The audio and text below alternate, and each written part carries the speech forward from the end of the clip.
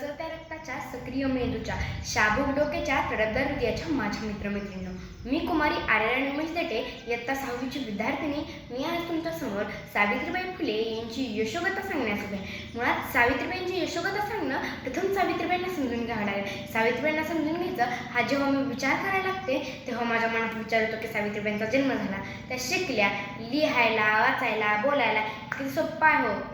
परंतु सावित्रीबाई ज्या परिस्थितीतून शिकल्या, त्यांनी हे सर्व ज्या परिस्थितीतून केलं, त्या परिस्थितीचा आज आपण खऱ्या अर्थाने आढावा घेणार आहोत. ज्या काळात मुली जन्माला येणं हेच खरं मोठं पाप मानलं जायचं, ज्या काळात मुली 9-10 वर्षाच्या झाल्या की त्यांचे कवयोत्तर व्यक्तीशी किंवा त्यांच्यापेक्षा 20 ते 25 वर्षांनी मोठे असणारे व्यक्तीशी त्यांचं लग्न लावून द्यायचं, असा भयंकर काळ होता. त्या काळात मुलींना शिक्षणाचे अधिकार नव्हते. त्या काळात लोक स्त्रियांना आबला समजायचे, कारण त्यातील कर्मठ लोकांना होतं जर का हीच आपली नारी जर का सबला झाली तर कर्मठ लोकांची तबला वाजवल्याशिवाय राहणार नाही. आणि असे का अंधकारमय जगात, असे का अंधकारमय वातावरणात एका वाघिणीचा जन्म झाला आणि त्या वाघिणीचं नाव म्हणजे सावित्रीबाई फुले. सावित्रीबाईंनी आपलं अख्खं आयुष्य वेचलं, त्यांनी आपलं अख्खं आयुष्य घर पणाला लावलं, त्यांनी आपलं अख्खं आयुष्य घर चिखलात घातलं, कारण समाजसेवेसाठी, स्त्री शिक्षणासाठी, स्त्री मुक्तीसाठी.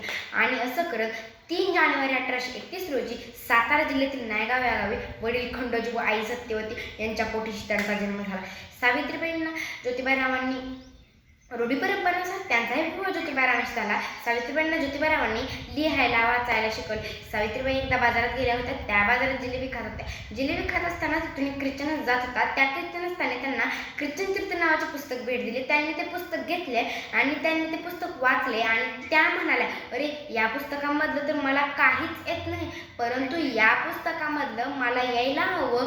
ही सावित्रीबाईंची जिज्ञासा म्हणजे सावित्री होय, असं सावित्रीबाईंना वाटायचं.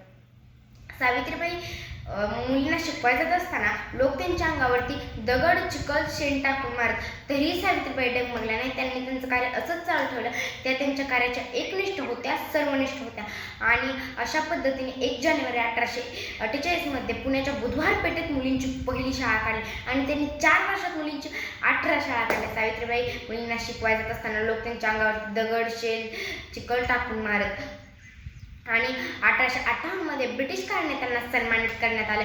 सावित्रीबाईंची प्रत्येक विद्येबद्दल सुंदर अशी व्याख्या आहे. तुम्हाला जर का तुमच्या सर्वांगीण गुणामध्ये वाढ करायची असेल ना, तर ती वाढ करण्यासाठी तुम्हाला कोणता धर्म उपयोग आहे, आणि तो धर्म म्हणजे विद्याधर्म. कारण माणूस विद्या देणारा आणि विद्या घेणारा या दोघांचा एकत्रित करून एक चांगला माणूस तयार होतो.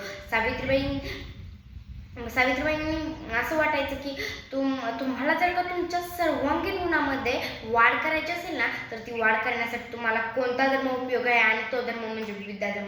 कारण माणूस विद्या देणारा आणि विद्या घेणारा या दोघांचा एकत्रित करून एक चांगला माणूस तयार होतो. मी माझे इथेच भाषण थांबवते. धन्यवाद.